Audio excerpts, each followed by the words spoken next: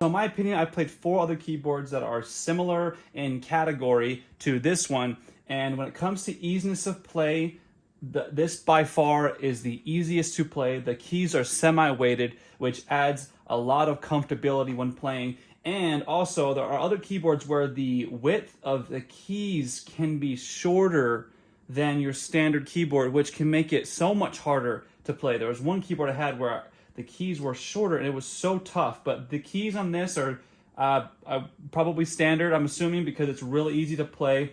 We actually have a professional 88 key keyboard in the other room, and it's the same size as these ones. So this is beautiful, really easy to play, really excited to learn more about piano on this keyboard. So if you're looking to get this for yourself, I for sure recommend it.